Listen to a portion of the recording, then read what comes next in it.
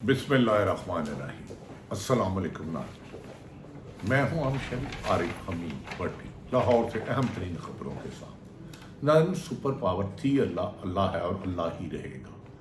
जदीद हथियार से कोई भी मुल्क दुनिया को फतह नहीं कर सकता जब तक कि अल्लाह की रज़ा ना हो। जिंदा मिसाल है कि फ़लस्तीन ने इसराइल की चीखें निकलवा दी हैं और इसराइल जिसके साथ सुपर पावर अमेरिका थी अब फरार का रास्ता अपना रहा है। इसराइल की हुकूमत ख़तरे में।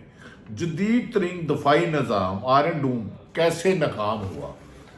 सोचने की बात है कि फ़लस्तीनियों तो उनका मुकाबला कर नहीं सकते, लेकिन उन्होंने इसराइल की धौड़ें लगवा दी। दूसरी तरफ नाज़रीन, हम आ जाते हैं पाकिस्तान की सियासत की तरफ। पाकिस्तान की सियासत में आजकल सियासतदानों की बजाय सिर्फ एक जमात के लिए सियासत है, उसका नाम मुस्लिम लीग नून है। पीटीआई के लिए सियासत की ज़मीन तंग की जा रही है। यहाँ आजकल सारा दिन टीवी पे मौजूद काबिल एहतराम फुल बेंच के केस सुनने में आते हैं, जहाँ सख्त जुमले भी इस्तेमाल किए जाते हैं। नाज़रीन, किसी भी मुल्क की तरक्की और खुशहाली के लिए आइन और कानून की हुक्मरानी ज़रूरी होती है और इंसाफ की फराहमी के बाद माशरा नहीं हजूम हो जाता और हजूम खाना जंगी की तरफ जाता है। पाकिस्तान के हालात भी कोई काबिल तारीफ नहीं है, हर जगह खींचा तानी नजर आती है। सुप्रीम कोर्ट में yuzu practice and procedure act के खिलाफ दरखास्तों पर समाअत आगे बढ़ रही है। बहुत से हकायक लोगों की नज़रों में आ रहे हैं, कौन कहाँ है, क्या कह रहा है, किस तरफ जा रहा है। इंसाफ करना और तकरार करने में बहुत ज़्यादा फ़र्क है। तो जज साहबान की आपस में इख्तलाफात मज़ीद खुल के प्रैक्टिस प्रोसीजर बिल में खुल के सामने आ रहे हैं, जिससे सवालात उठ रहे हैं कि अगर उधर ये तकरार है, यहाँ तक कि एक मोहतरम जस्टिस साहब को ये कहना लग पड़ा आप चुप करके बैठे, नहीं तो मुझे इशू करना पड़ेगा। खैर, ये तो उनकी अपनी बात है। आज की समाअत के दौरान चीफ जस्टिस और मोहतरम जस्टिस मुनीब अख्तर में नोक झोंक भी हो गई चीफ जस्टिस और कमिंग चीफ जस्टिस यानी कि जस्टिस मुनीब अख्तर के दरमियान। जस्टिस मुनीब अख्तर ने एमक्यूएम के वकील फैसल सिद्दीकी से कोई सवाल कर रहे थे, तो इस दौरान अचानक बीच में चीफ जस्टिस ने टोकते हुए कहा कि पहले वकील को मुकम्मल करने दें और इसके बाद सवाल कर लें, जिस पर जस्टिस मुनीब अख्तर ने नहायत एहतरामन कहा इसी लम्हे रिमार्क्स कैसे दिए कि वो बेंच का हिस्सा हैं।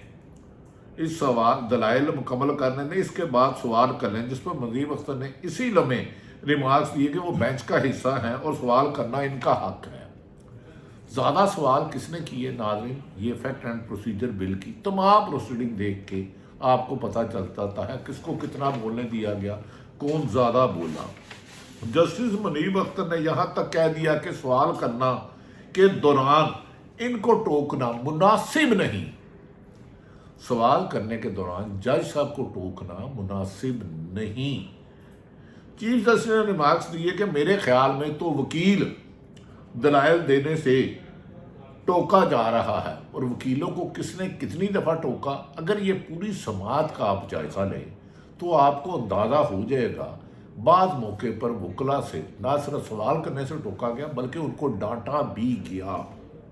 शायद ये मामूल का हो, लेकिन लाइव कवरेज की वजह से पाकिस्तान और दुनिया भर ने ये मनाजर पहली दफ़ा देखे कि वकील की बजाय ज़्यादा जज साहबान रिमार्क्स फरमा रहे हैं।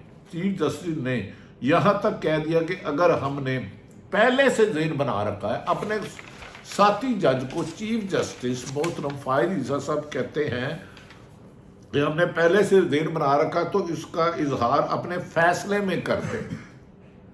वकला भी बहुत सारी शिकायत करते हुए मिलते हैं इस प्रैक्टिस एंड प्रोसीजर एक्ट पे। इसकी लाइव कवरेज से नाज़रीन बहुत कुछ हो गया कि अदालतों में इंसाफ किस तरह लिया जा सकता है। ये सवाल हम अदलिया पर ही छोड़ते हैं, क्योंकि ख़त्मी फैसले उन्हीं के होते हैं। इस मुकालमे के बावजूद जस्टिस मुनीब अख्तर ने अपना सवाल मुकम्मल किया, सवाल अधूरा नहीं छोड़ा। प्रैक्टिस एंड प्रोसीजर کا یہ قانون جسٹس چیف جسٹس کے اختیارات میں کمی کے لیے لایا گیا تھا، یعنی کہ چیف جسٹس اگر کہیں کہ بینچ فل 184/3 سو موٹا اختیار میں 3 ہونا چاہیے، اگر یہ بھی کوئی کل کو پارلیمنٹ کر سکتی ہے کہ پرائم منسٹر اکیلے وزیر نہیں بنا سکتے، 3 رکنی کمیٹی بنا دی جائے، 2 سینئر پولیٹیشین ہوں، اور دیگر اداروں میں بھی، تو شاید اس سے نظام چلتا نہیں آئے گا۔ ناظرین، چیف جسٹس کا یہ اختیار کمی کی طرف لے جا رہا ہے۔ سماعت کا حوال دیکھ کر بخوبی اندازہ لگایا جا سکتا ہے کہ مستقبل میں قائد فیدہ کے بعد جو سپریم کورٹ کے چیف جسٹس بننے والے 3 چیف جسٹس سمان اس قانون کے حق میں نہیں۔ بظاہر بادی النظر میں فائد عیسیٰ کے بعد بننے والے 3 چیف جسٹس سمان اس کے حق میں نہیں۔ دوسری جانب جسٹس منصور علی شاہ اور جسٹس اطہر منیلا بھی سماعت کے دوران مسلسل سوالات اٹھا رہے ہیں۔ وکلا کم اور جج صاحبان زیادہ سوال اٹھا رہے ہیں، یہ یقیناً عدالتی پروسیجر ایسے ہی چلتا ہوگا۔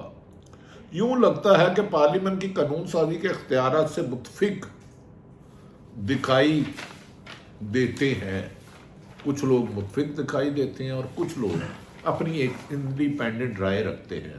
اس سب کے باوجود جب تک فیصلہ نہیں آتا کچھ بھی نہیں کہا جا سکتا کہ کیا فیصلہ آئے گا، کیونکہ فل کورٹ کا یہ فیصلہ قانون کو برقرار رکھتا ہے یا کلندم قرار دیتا ہے، اس کا فیصلے تک اعلان ہوگا، اور آج سماعت پھر کل تک ملتوی کر دی گئی۔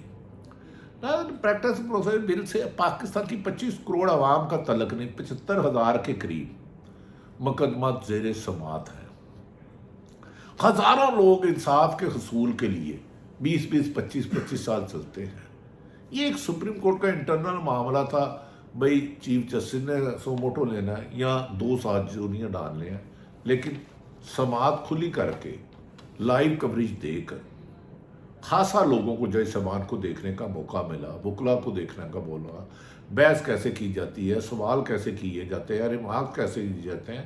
ایک وکیل گفتگو کرتے ہوں تو 5 مقابلے طرح 15 چیف جج صاحبان کون سا سوال کہاں کرتے ہیں، اس سے پاکستان کے انصاف خاصا واضح نظر آیا ہے اور عوام کو قانون سمجھنے میں آسانی ہوئی ہے۔ دوسری طرف پاکستان کی سیاست، جسے ٹی وی پہ آنے کی اجازت نہیں، جس کا بیان نہیں چل سکتا، تصویر نہیں چل سکتی، جو ملک کا مقبول ترین لیڈر بن چکا ہے اور جسے اپوزیشن جماعتیں پی ڈی ایم کی جماعتیں مان، اس کا نام ہے عمران خان، اس کا ویڈیو بیان، اس کی لائیو کوریج نہیں دکھائی جا سکتی، اس کی تصویر نہیں، لیکن کوئی بھی کسی بھی سیاستدان کی سیاست اسی سے شروع ہوتی ہے، عمران خان پہ اسی پہ ختم ہوتی ہے، کیونکہ اگر صاف شفاف الیکشن ہوتے ہیں تو تمام سروے جیت اس کی نشاندہی کرتے ہیں کہ عمران خان ہی تحریک انصاف ہی جیتے گی، اس لیے تحریک انصاف کو کارنر کرنے کے لیے ہر وہ حربہ استعمال کیا جا رہا ہے جو غیر جمہوری، غیر قانونی، غیر اخلاقی اور معاشرے کو انتشار کی طرف لے جاتا ہے۔ اڈیالہ جیل کے سپرنٹنڈنٹ نے عمران خان کی ان کے بیٹوں سے ٹیلی فون پر بات کرنے سے انکار کر دیا ہے۔ یاد رکھے کہ یہ حکم اسلام آباد ہائی کورٹ کا تھا، لیکن اڈیالہ جیل کا سپرنٹنڈنٹ شاید آئین اور قانون سے بالا ہے اور عدالتوں کا حکم نہ ماننے میں اسے کوئی مشکل یا اس کے خلاف کارروائی نہ ہونے کا یقین دہانی کسی نے کرائی ہو، یہ وہی جواب دے سکتے ہیں۔ عمران خان کو جیل میں ہراساں حق سے محروم کیا جا رہا ہے، انہیں ہر اس جیل میں حق سے محروم دیا کرتا ہے جو ہر ایک ملزم کا بنیادی حق ہوتا ہے اور جو ایک عام قیدی کو بھی دستیاب ہے۔ عمران خان سے عام قیدی سے بھی بدترین سلوک کیا جا رہا ہے، کہ جبکہ وہ سابق وزیر اعظم ہیں، جو ایک عام قیدیوں کا وہ بھی ان سے سلوک نہیں کیا جا رہا، اور ان کا مطالبہ ہے کہ صرف میرے ساتھ عام قیدیوں جیسا سلوک کیا جائے، مجھے کوئی پروٹوکول نہیں چاہیے۔ لیکن قیدیوں کی تذلیل کرنا یا ٹارگٹ کرنا کسی بھی مہذب معاشرے میں بہتر نہیں سمجھا جاتا۔ دوسری جانب سیٹ سسٹم کا انوکھا لاڈلا ہے، جس کے لیے قانون کو موم کی ناک کی بتی بنا دیا گیا ہے، جس نے کئی آرمی چیف سے متھا لگایا، کئی چیف جسٹس کے خلاف سخت زبان استعمال کی، اس کا نام نواز شریف ہے۔ 4 साल से मुल्क से भागे, सजा याफ्ता हैं।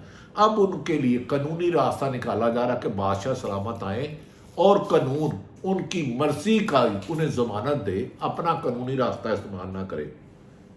नवाज शरीफ जो अदालतों से सजा याफ्ता है, अदालतों ही के इश्तिहारी हैं, इनकी हिफाजती जमानत अगले हफ्ते दायर किए जाने का इम्कान है, जिसको तैयारी मुकम्मल कर ली गई है। और मुस्लिम लीग नून खुद कहती है कि हमारा ज़ीरो रिस्क है, हम आ रहे हैं।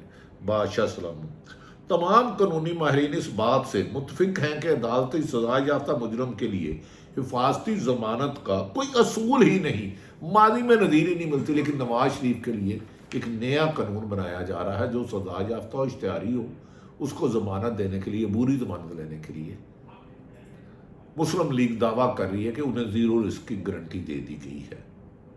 एक मुल्क में इतने कानून, ताज्जुब है कि तुम कानून को भी मजाक बना देते हो अपनी ताकत के जोर पर। इत्तेजाज एहसन साबिक वज़ीर दाखिला, सीनियर सियासतदान, सीनियर कानूनदान, कहते हैं कि ऐसे शख्स को तो हवाई जहाज, नवाज शरीफ की तरफ इशारा करके कहते हैं ऐसे शख्स को हवाई जहाज के अंदर से ही गिरफ्तार करके जेल मुंतकिल करना चाहिए। इसके अलावा उनके लिए कानून में कोई गुंजाइश नहीं है। अगर ऐसा नहीं किया जाता तो ये आइन शिकनी होगी। क्या मुल्क में तरीके इंसाफ को बंद गली में बंद करके करोड़ों वर्कर कारकुनों को, ओहदेदारों को इलेक्शन लड़ने से रोका जा सकता है, उनके लोगों को वोट डालना सकता है? और क्या ये गैर जमहूरी और गैर कानूनी नहीं होगा? ये फैसला आवाम करे, ना सिर्फ पाकिस्तानी बल्कि ओवरसीज पाकिस्तानी। हर हासो पाकिस्तान जिंदाबाद।